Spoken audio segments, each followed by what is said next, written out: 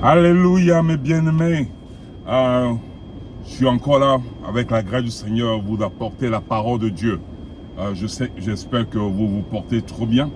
Et nous bénissons le Seigneur pour la grâce que nous accorde chaque jour. J'ai un message particulièrement pour toi. Le thème de mon message d'aujourd'hui, c'est sur la volonté de Dieu.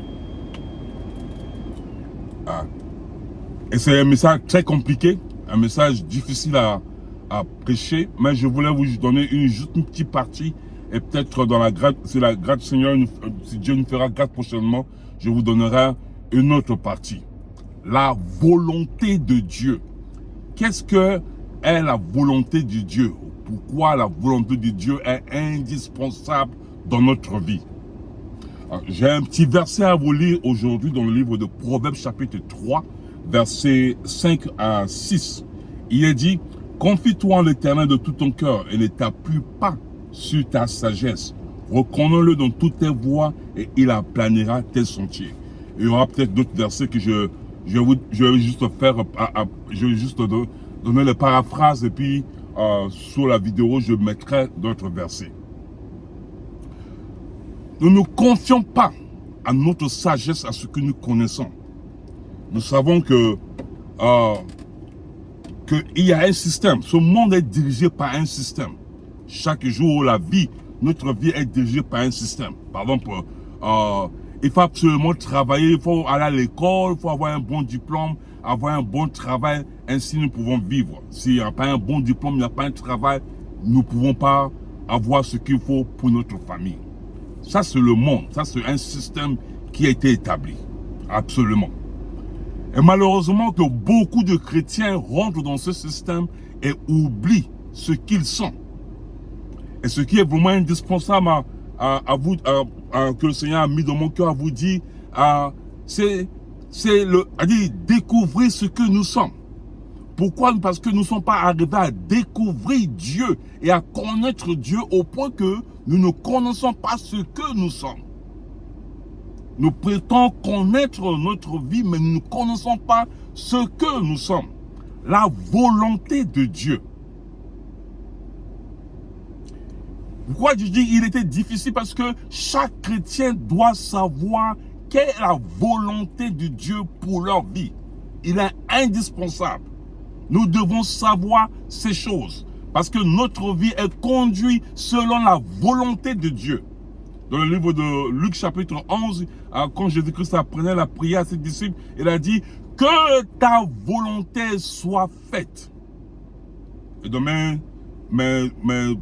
vidéos précédentes, je vous expliquais le mot que dans la Bible, enfin dans ce verset. Le mot que, c'est une représentation de la dignité ou encore de la grandeur de Dieu. Que ta volonté soit faite, ça veut dire que l'homme veut ou que l'on ne veut pas, qu'il neige ou qu'il neige pas, qu'il y ait une opposition, la volonté de Dieu doit s'accomplir. Vous vous rendez compte aussi que Dieu a un plan pour notre vie selon le livre de Jérémie. La Bible nous dit qu'il a un plan de bonheur. Et ce plan-là, c'est sa volonté pour notre vie. Le problème, c'est que le chrétien conçoit ou fabrique des plans, il crée des idées et ils amènent Dieu à dire, ils ne confient pas à Dieu, mais ils amènent à Dieu et appellent Dieu, voilà ta volonté. Ils ne cherchent pas à connaître ce que le Seigneur a pour eux, mais le plan qu'ils ont, le stratégie qu'ils ont, ils pensent que c'est la volonté de Dieu. Alors je peux mener ma vie selon ce plan. Et des fois, ils ont des échecs. Et quand il y a des échecs, ils disent, oh, sûrement c'est le diable.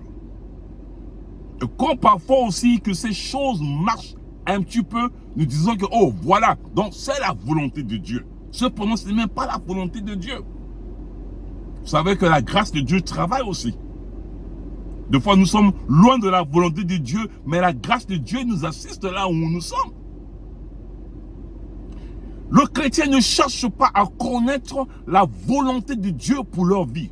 La volonté de Dieu est le guide de notre vie. Voilà une petite définition. Le guide de notre vie. Le plan que Dieu a établi pour notre vie. Le stratégie que Dieu a établi pour notre vie. Nous ne pouvons rien faire sans connaître la volonté de Dieu.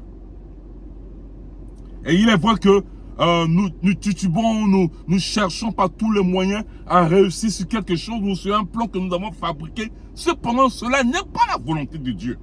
Il y a des gens qui marchent, qui vivent, mais ils ne sont pas dans la volonté de Dieu, quoi qu'ils sont chrétiens ou quoi qu'ils sont des pasteurs. Il y a des gens aussi qui sont en train de faire des choses ou faire un travail qui n'est pas la volonté de Dieu. D'autres sont en train de prier, chercher la face de Dieu pour une solution, pour quelque chose. Cependant, ce qu'ils cherchent ou leur requête n'est pas aligné dans la volonté de Dieu.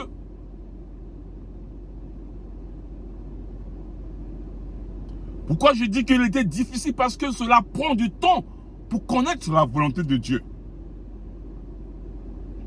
La volonté de Dieu, c'est le plan que Dieu a établi pour notre vie.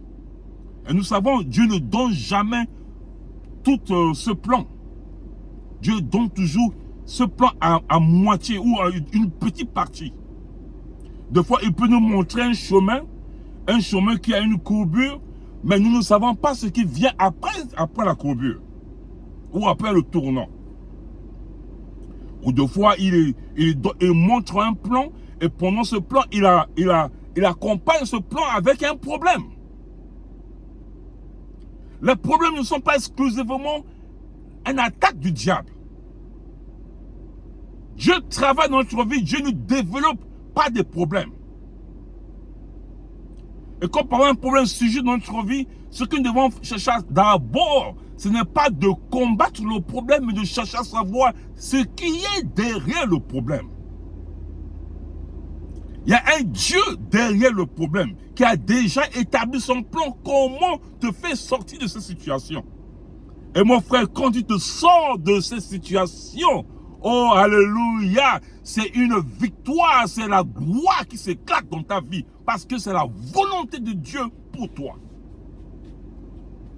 Et nous attribuons tous les problèmes au diable, nous attribuons tous les petits succès, même si c'est un petit succès, nous attribuons ça à Dieu. Cependant, nous ne sommes pas dans la volonté de Dieu. Je vous donne un exemple. Dans le livre de Samuel. Quand David était allé attaquer les Philistins, avant d'y aller, il a demandé la volonté de Dieu. Quoique Dieu a fait tellement des exploits dans sa vie, mais cela n'a pas empêché de demander la volonté de Dieu par rapport à ce combat. Et Dieu a dit, vas-y. Ça veut dire que attaque-les directement.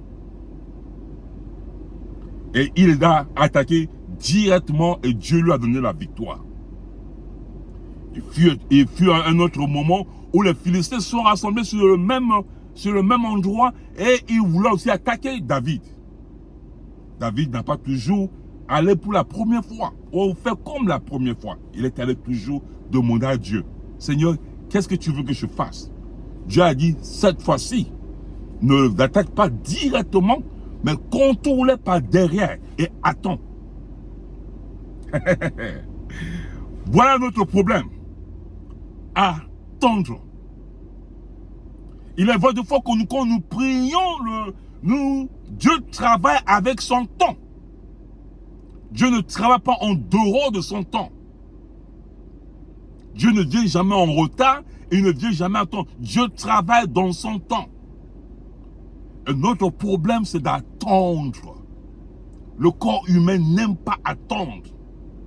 C'est ainsi que nous concevons des plans, nous concevons des stratégies, ou nous fabriquons des stratégies et nous amenons Dieu, nous voulons amener Dieu dans cette stratégie et disant que, oh voilà, c'est la volonté de Dieu. Cependant, ce n'est pas la volonté de Dieu. Et qu'est-ce que Dieu a dit? Attends. Quand tu vas entendre le son des marches des troupes, alors ça se dit que c'est moi qui marche devant toi. À ce moment, tu peux les attaquer. Le chrétien essaie de vivre sa vie lui-même parce qu'il se pense capable de diriger sa vie. notre avenir, notre vie est dans la volonté de Dieu. Ça veut dire que le plan que Dieu a conçu pour toi, ma soeur, mon frère, ma soeur, est dans la volonté de Dieu. Et quand tu n'es pas dans la volonté de Dieu, tu n'es pas la personne que Dieu a fait que tu sois.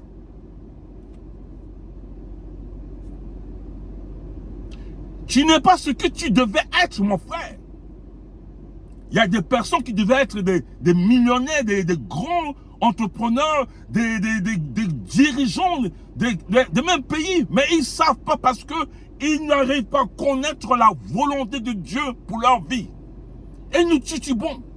Il y a des problèmes. Nous ne savons pas ce qui arrive. Et nous pensons de fois que c'est les hommes qui nous attaquent. Oh, c'est parce que les hommes ont de mauvais regards sur moi. Non, pas nécessairement. Nous ne pouvons pas toujours attribuer que le diable est tellement puissant que Dieu est incapable de nous donner la victoire sur un problème qui arrive. Des fois, c'est le Seigneur. Le Seigneur qui nous interpelle à la prière afin de découvrir le plan et la stratégie qu'il a pour ta vie. Dieu nous a connus avant que nous soyons nés. Et notre vie est écrite dans son livre.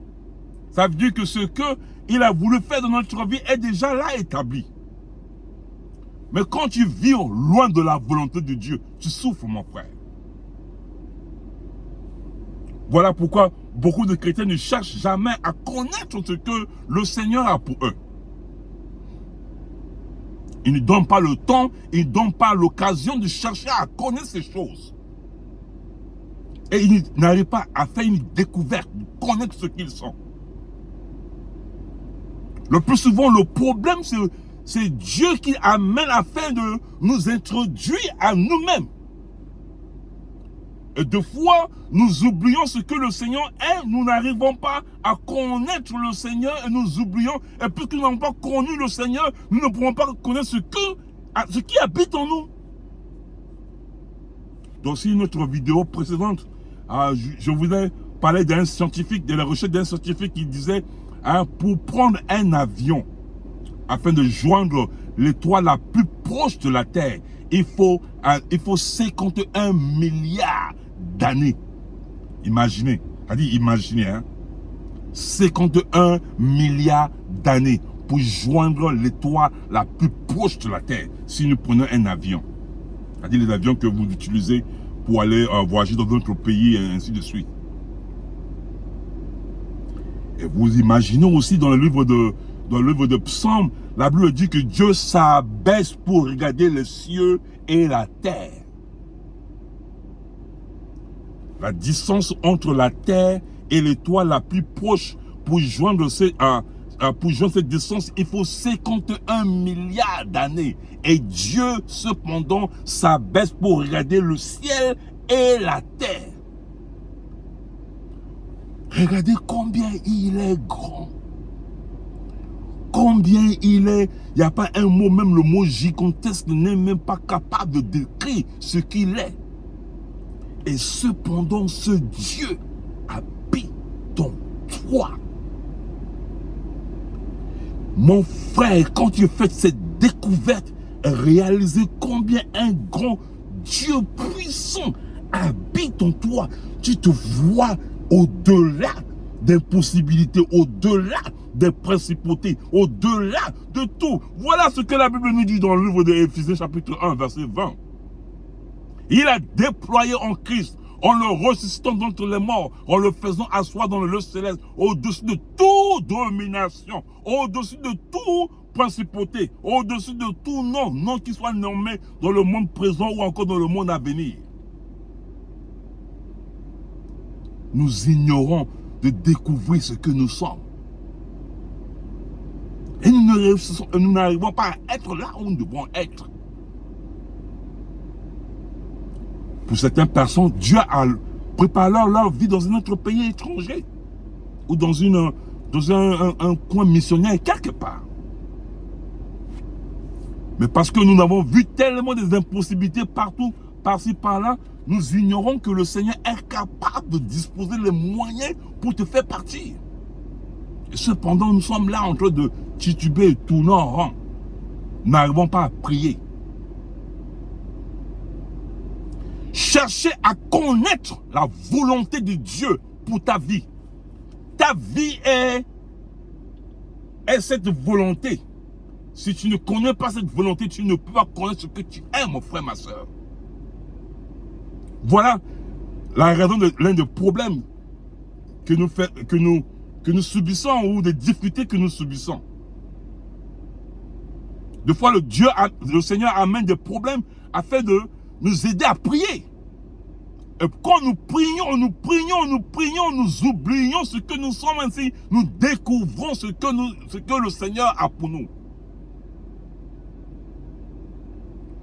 Cherchez à connaître la volonté de Dieu. Je vais que ça prier pas ce que je veux, mais que ta volonté soit faite.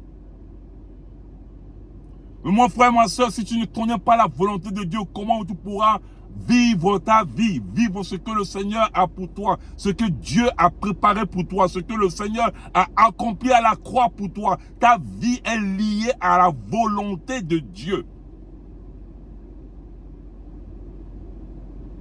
Je vous ai dit que ce message est tellement élargi, hein, mais je reviendrai encore sur ce thème un autre jour.